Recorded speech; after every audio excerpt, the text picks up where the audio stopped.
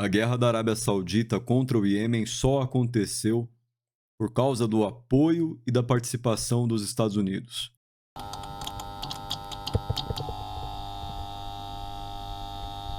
Segundo a ONU, a guerra do Iêmen entre 2014 e 2021 matou 377 mil pessoas. Os impactos humanitários causados pelos bombardeios sauditas e também pelo bloqueio contra grande parte do território que está sob o controle do movimento Houthi ou Ansarullah têm um impacto humanitário que já é reconhecido internacionalmente como devastador. Segundo dados da Unicef, no Iêmen existe mais de 2 milhões de crianças que sofrem com má nutrição aguda, e dentre essas, 540 mil que sofrem do quadro mais grave que pode terminar em uma fatalidade. Entre 2015 e 2022, também de acordo com a Unicef, cerca de 2,3 milhões de crianças se tornaram refugiadas no conflito do Iêmen e 11 mil morreram ou foram gravemente feridas. Apesar dos Estados Unidos ter mantido uma posição de afastamento da imagem pública da guerra, ou seja, não tratar essa guerra como uma cruzada, e mesmo que as suas relações com a Arábia Saudita tenham esfriado, efetivamente ele continuou envolvido, inclusive mantendo representantes no centro de comando dos bombardeios sauditas, que tinham acesso a todos os alvos de bombardeio, alvos, aliás, que só podiam ser identificados e estabelecidos em função do acesso a imagens de satélite e à infraestrutura dos Estados Unidos sendo fornecida como apoio para a Arábia Saudita. Os britânicos também participaram do centro de comando e, junto com os norte-americanos, são os grandes fornecedores de armas para que os sauditas pudessem realizar todos esses bombardeios. O presidente Joe Biden começou seu governo com uma promessa de acabar com a guerra no Iêmen. Na verdade, fazendo o discurso de que exigiria o fim da guerra do Iêmen pelos sauditas, quase como se os Estados Unidos não tivessem envolvimento. Mas ele não cumpriu essa promessa e quando membros do seu partido, incluindo o senador Bernie Sanders, decidiram chamar o voto para uma resolução de poderes de guerra, que é uma medida que o Congresso americano pode usar para impedir o uso de poderes de guerra por conta do presidente da República dos Estados Unidos, o governo pediu para que isso não acontecesse, foi contra essa medida, alegando que cessar o envolvimento dos Estados Unidos no conflito dificultaria a sua influência diplomática nos movimentos dos sauditas. O alvo da resolução, caso ela passasse, seria justamente fazer com que fosse legal os Estados Unidos fornecer apoio logístico, de inteligência ou ter oficiais participando em qualquer forma de movimento ou comando dentro dessa guerra. Segundo a Brookings, entre março de 2015 e julho de 2021, os sauditas eles conduziram pelo menos 23.251 ataques aéreos. Os autores do artigo na Brookings também apontam que o governo Biden não pediu o fim do bloqueio saudita no Iêmen. O bloqueio primariamente impede a entrada de combustível no porto controlado pelos Houthis, o porto de Hodeida.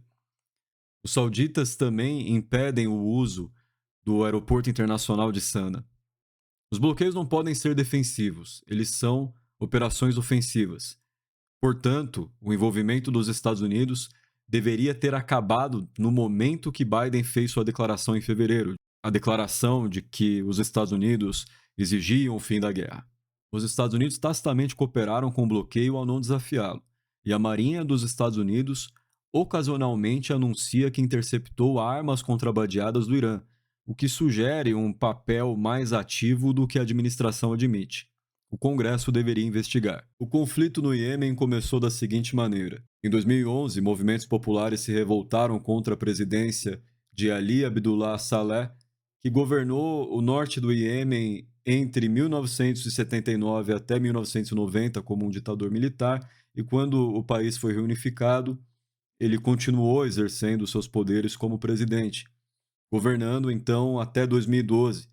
já que a chamada Revolução Iemenita de 2011 foi parada ou concluída com um acordo político que foi costurado com grande influência da Arábia Saudita e também apoio dos ocidentais, dos Estados Unidos e da Grã-Bretanha, que previa uma forma de transição E foram realizadas eleições em que o vice-presidente dele, o Hadi, recebeu 100% dos votos, e depois que ele assume, o processo de transição não deu certo. A Al-Qaeda, dentro desse processo revolucionário, ela se aproveitou da situação para ganhar força em algumas regiões do Iêmen e multiplicou seus atentados. Uma parte desses atentados foi dirigida contra um grupo importante da população que segue uma denominação xiita, e dentro dessa população, dentro dessa denominação, existe o movimento Houthi, que também já tinha uma tradição ali de combater o governo e um conjunto de reivindicações que a gente pode chamar de populistas, reivindicações de caráter político. Eles se revoltam contra o governo Hadi em 2014, eles tomam a capital Sana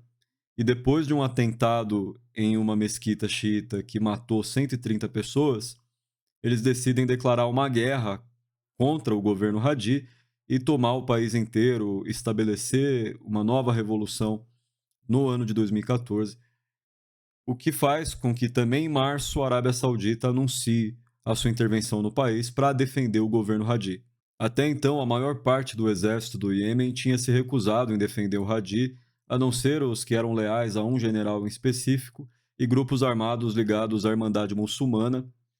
que se identifica no Iêmen como o Partido Islã. Os Houthis justificaram o início da sua nova campanha revolucionária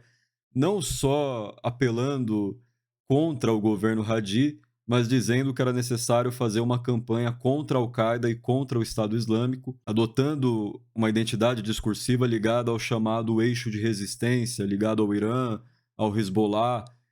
e aos movimentos xiitas que estavam combatendo o Estado Islâmico na Síria e no Iraque. Os Houthis conseguiram mobilizar apoio para sua campanha de forças que não gostavam do governo Hadi, evidentemente, inclusive forças leais ao antigo presidente, o presidente Saleh, que os próprios Houthis combateram durante muito tempo, pelo menos desde os anos 90, e também conquistaram mais apoio devido à campanha dos sauditas contra o país. Algumas tribos passaram a apoiar os Houthis, inclusive por esse motivo. A campanha dos sauditas foi muito violenta, mas não conseguiu retomar a maior parte do território que já era controlado pelos Houthis, que se concentra no norte do Iêmen. O que os sauditas conseguiram de fato foi evitar que os Houthis se apossassem do sul do Iêmen e da capital do sul do Iêmen, que é Aden, mas eles continuaram controlando a capital do país, Sana, que é conhecida também como a capital do norte do país. Os sauditas não conseguiram sustentar a unidade do governo Hadi, que se dividiu entre várias milícias que fazem oposição aos Houthis. Um dos membros da coalizão da intervenção saudita, os Emirados Árabes Unidos, quebrou a unidade da frente do governo muito claramente, bancando um movimento separatista no sul do país que passou a controlar Aden e, além disso, passou a exterminar membros do Partido Islã que até então faziam parte da frente que lutava contra os Houthis. Em 2022, o país estava mais dividido do que em 2014. Os sauditas conduziram o Hadi para fora do poder, e o poder dessa república apoiada pelos sauditas, pelos ocidentais e que conta com maior reconhecimento internacional, agora ele é exercido por uma comissão presidencial que tem 8 pessoas, e cada uma dessas pessoas é chefe de guerra de uma milícia própria. Ou seja, é possível que eles mesmos comecem a guerrear entre si. O conflito entrou num cessar-fogo estável em 2022, através de uma mediação da ONU, e em 2023 existe mais um passo na direção de uma pacificação desse conflito, através da mediação chinesa, que conseguiu convencer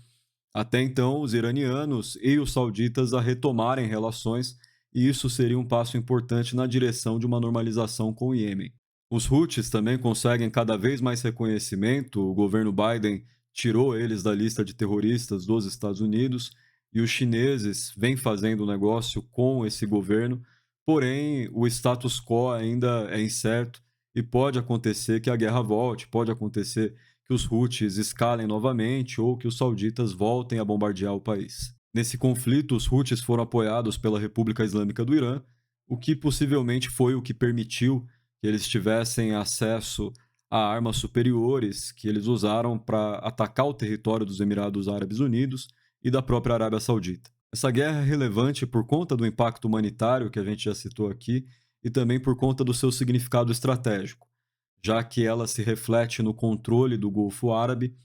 por onde você tem ali passagens importantes para o comércio internacional de circulação de mercadorias através de navios, e por causa da dinâmica de poder entre os Estados Árabes e o Estado do Irã ali na região. Eu agradeço a você que acompanhou até aqui. Se você se interessa por esses temas, você pode se inscrever no nosso canal para assistir os novos vídeos. Pode acessar o nosso site, que é realismopolitico.com, ou nos seguir no Instagram, que é @realpolitico.